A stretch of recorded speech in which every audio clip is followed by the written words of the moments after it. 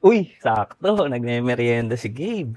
Remember, meron tayong nabili kahapon? Yes. Ano yan? Yung Prime. Yun, ito yung hinahanap niyang flavor na hanap namin kahapon sa grocery. Ano yung dati nating na-test? Raspberry. Na-try namin. Okay din naman. No? It's like Ito, jelly. But this one, soda pop. Charot yung ano ice to. pop. Ice pop. Ito yung hinahanap niyang flavor. Nakita namin sa grocery kahapon.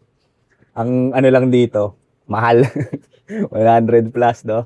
Pero try natin kung ano ba to. Worth it ba? Sino may gawa nito? Si Logan Si Paul. Logan Paul, no? Wrestler. Let's taste test.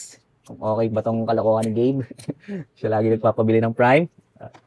Taste mo na yan. Soda pop. Ice pop pala. It's good. Sarap. Patingin nga. Oo nga. Ang sarap nito. Mas masarap to doon sa una namin na try. Yeah. Para siyang ano, candy. Ice pop eh, no? Mahal nga lang. Pero masarap. Promise. Parang candy yung lasa. Ilan yung score mo? Out of 10. 8.8 out O of 10. taas 8.8. Sa akin mga 8.5. Out of 10. That's all. Peace. Thumbs Thumbs up. Follow for more. Try some.